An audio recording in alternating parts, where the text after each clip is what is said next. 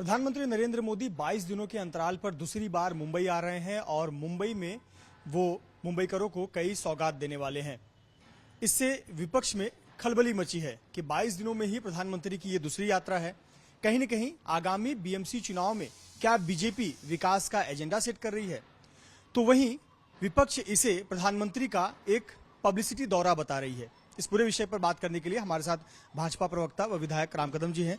राम कदम जी, प्रधानमंत्री जी 22 दिन में दूसरी बार मुंबई आ रहे हैं, ये फ्रीक्वेंट विजिट के क्या मायने निकाले जाएं? विपक्ष की आलोचना स्पष्ट रूप से दर्शाती है उनकी बौखलाहट, उनका डर और बीएमसी समेत सभी जगहों पर जहां पर सत्ता थी वह सत्ता खोने का डर। ये सारी बातें उनके इस आपत्ति से सामने आती है। अब प्रधानमंत्री जी मुंबई और महाराष्ट्र को दो वंदे भारत ट्रेन दे रहे हैं, उसका गिफ्ट दे रहे हैं। विपक्ष को इस बात से क्या आपत्ति है? एक ब्रिज के निर्माण का कार्य कई दिनों से आघाड़ी सरकार के कार्यकाल में फंसा था, वह पूर्ण हुआ है। मुंबई वासियों के लिए उसका लाभ होगा, उसका लोकार्पण हो रहा है, आदरणीय प्रधानमंत्री जी कर रहे हैं। तो विपक्ष ने मुंबई वासियों को यदि कुछ प्रधानमंत्री जी के द्वारा यदि भेंट मिलती है, वंदे भारत जैसी विदेशों में भी इतनी सुंदर ट्रेन नहीं है, वह ट्रेन मुंबई महाराष्ट्र की भूमि पर आती है। अगर वे सच्चे भारतीय हैं, मुंबई से प्यार करते हैं, तो उनको हर्ष होना चाहिए। पर यदि उन्हें हर्ष नहीं होता तो उन्हें डर है कि 22 दिन के बाद पुनः एक बार प्रधानमंत्री आ रहे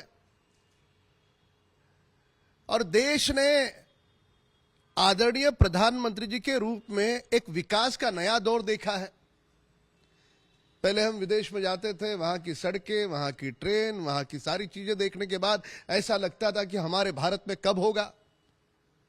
लंदन में जाकर के वहां की ट्रेन देखने के बाद ऐसा लगता था हमारे भारत में कभी आएगी ऐसी ट्रेन। वंदे भारत ट्रेन में जाकर के बैठना, विदेश की कोई भी ट्रेन तुम्हारे हमारे इस वंदे भारत ट्रेन के सामने उसकी तुलना ही नहीं हो सकती। इतनी सुंदर है, इतनी बेहतरीन है। अब ये गौरवान्वित होने की बात है। बोहरी समाज का कार्यक्रम है, उन्होंने प्यार से प्रधानमंत्री जी को बुलाया है। बड़े अरसों के बाद देश को ऐसे प्रधानमंत्री मिले हैं जो इस देश के 25 करोड़ परिवार को ऐसा लगता है कि यह हमारे एक परिवार का हिस्सा है। 22 दिन पहले जब प्रधानमंत्री जी मुंबई आए थे तो उन्होंने मुंबई के लिए बहुत सारे प्रोजेक्ट का उद्घाटन किया। मेट्रो की शुरुआत हुई 2 लाइंस की, उसमें भी यात्रा की उन्होंने, और अब आ रहे हैं तो अब वंदे भारत दे रहे हैं और फ्लाईओवर का उद्घाटन हो रहा है। क्या बीएमसी चुनाव का एजेंडा सेट किया जा रहा है? 2 बातें सुनिश्चित है।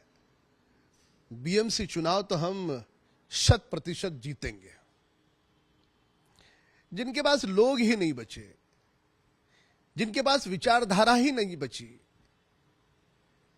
जिन्होंने अपने पिता के विचारों को, उनके संस्कारों को भुला दिया, जो शरद पवार जी के गोदी में जाकर के बैठ गए, उनसे अब मुंबई के वासियों को विशेष उम्मीद नहीं है। इसलिए हम चुनाव तो जीतेंगे, पर इन विकास के कामों को हम चुनाव के साथ नहीं जोड़ते।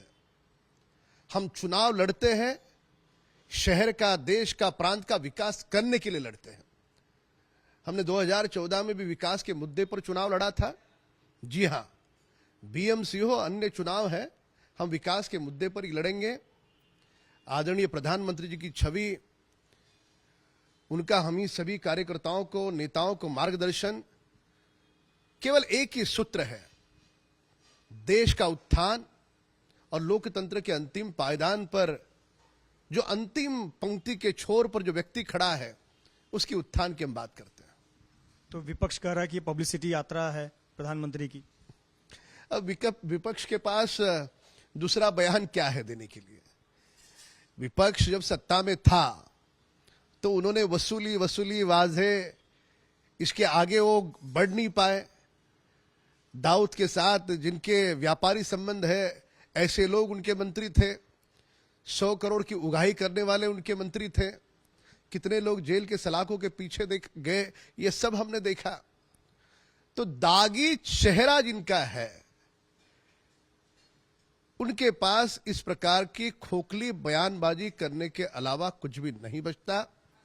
वे अपने दागी चेहरे को दर्पण में जाकर के देखें।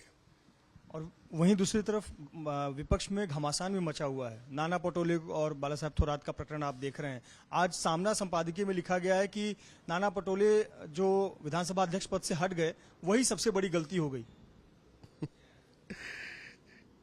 सामना अखबार से केवल आज ही नहीं, जब से कांग्रेस ने उनका हाथ थाम लिया है, तो पहले तो प्रादेशिक पक्ष था, अब तो प्रादेशिक भी नहीं बचा है। अब गिने चुने कुछ जिलों में छोटी मोटी ताकत होगी उनकी, वो भी अब समाप्ति की ओर निकली है। तो ऐसा एक बिल्कुल छोटा सा दल कांग्रेस की इतनी आलोचना पहले दिन से कर रहा है। कभी कभी ऐसा लगता है कि कांग्रेस का स्वाभिमान बचा है या नहीं बचा। जिस दल के पास अपनी औकात क्या है, उस बात का वे चिंतन करते। उद्धव गुट हो या कांग्रेस हो, इनमें आपसी मनमुटाव कार्यकर्ताओं और नेताओं में इतना है, आने वाले भविष्य में इनके बहुत सारे टुकड़े होंगे और वो देश देखेगा। बहुत बहुत शुक्रिया हमसे बात करने के लिए। तो प्रधानमंत्री नरेंद्र मोदी का मुंबई में 22 दिनों के अंतराल पर ये दूसरी यात्रा है और इस यात्रा के दौरान वो मुंबई करों को कई सौगात देंगे, कई उद्घाटन करेंगे। पर एक बात तो तय है कि जिस प्रकार से प्रधानमंत्री मुंबई की तरफ देख रहे हैं या उद्घाटन किए जा रहे हैं, नए प्रोजेक्ट्स लॉन्च कर रहे हैं, साफ है कि आगामी बीएमसी चुनाव में विकास को लेकर भाजपा मैदान में उतरने जा रही है। कैमरामैन धर्मेंद्र पांडे के साथ मृत्युंजय सिंह, एबीपी न्यूज, मुंबई।